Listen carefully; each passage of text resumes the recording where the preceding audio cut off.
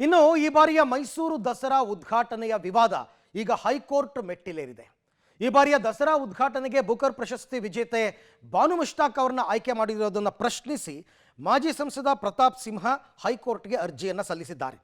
ಸರ್ಕಾರದ ಕ್ರಮಕ್ಕೆ ತಡೆ ನೀಡುವಂತೆ ಕೋರಿದ್ದಾರೆ. ದಸರಾ ಉದ್ಘಾಟನೆ ವೇಳೆ ಚಾಮುಂಡೇಶ್ವರಿ ಪ್ರತಿಮೆಗೆ ಪುಷ್ಪಾರ್ಚನೆಯನ್ನು ಮಾಡಬೇಕು, ಉದ್ಘಾಟಕರೇ ಮಾಡಬೇಕು.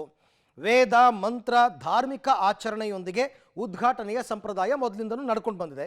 ಸೊ ಬಾನು ಮುಷ್ತಾಕ್ ಹಿಂದೂ ವಿರೋಧಿ, ಕನ್ನಡ ವಿರೋಧಿ ಭಾವನೆಯನ್ನು ಹೊಂದಿದ್ದಾರೆ. ಸರ್ಕಾರದ ನಿರ್ಧಾರದಿಂದ ಹಿಂದೂಗಳ ಭಾವನೆಗಳಿಗೆ ಘಾಸಿ ಉಂಟಾಗಿದೆ. ಹೀಗಾಗಿ ಅವರಿಗೆ ಕೊಟ್ಟಿರುವ ಆಹ್ವಾನವನ್ನು ಹಿಂಪಡೆಯುವಂತೆ ನಿರ್ದೇಶಿಸಲು ಮನವಿಯನ್ನು ಮಾಡಿದ್ದಾರೆ. ಇನ್ನು ಈ ಬಗ್ಗೆ ಪ್ರತಿಕ್ರಿಯೆ ಕೊಟ್ಟ ಮುಖ್ಯಮಂತ್ರಿ ಸಿದ್ದರಾಮಯ್ಯನವರು ಮುಷ್ತಾಕ್ ಹೆಸರಿನಲ್ಲಿ ರಾಜಕೀಯ ಮಾಡ್ತಾ ಇದ್ದಾರೆ, ನಾವು ಕಾನೂನು ಹೋರಾಟ ಮಾಡ್ತೀವಿ ಅಂತ ಹೇಳಿದ್ದಾರೆ. ಈತ ಸಂಸದ ಯದುವೀರ್ ಒಡೆಯರ್ ಮಾತನಾಡಿ, ಬಾನು ಮುಷ್ತಾಕ್ ಬಗ್ಗೆ ನಮಗೆ ಗೌರವ ಇದೆ, ಆದರೆ 2023ರ ಜನಸಾಹಿತ್ಯ ವೇದಿಕೆಯಲ್ಲಿ ಹೇಳಿರುವ ಹೇಳಿಕೆ ದಸರಾದಲ್ಲಿ ಪುನರಾವರ್ತನೆ ಆಗಬಾರದು ಅಂತ ಹೇಳಿದ್ದಾರೆ. ಬಹಳ ಸಂತೋಷ, ಹೋಗ್ಲಿ, ಕೋರ್ಟ್ನಲ್ಲಿ ತೀರ್ಮಾನ ಆಗ್ತದೆ. ಹಿಂದೆ ನಿಸಾರ್ ಅಹಮದ್ ಮಾಡಿದಾಗ ಯಾಕೆ ಹೋಗ್ಲಿಲ್ಲ? ಇವ್ರು ಇದ್ರಲ್ಲ, MP ಆಗಿದ್ರಲ್ಲ, ನಿಸಾರ್ ಅಹಮದ್ ಇದ್ದಾಗ ಉದ್ಘಾಟನೆ ಮಾಡಿದ್ರಲ್ಲ, ಯಾಕೆ ಹೋಗ್ಲಿಲ್ಲ?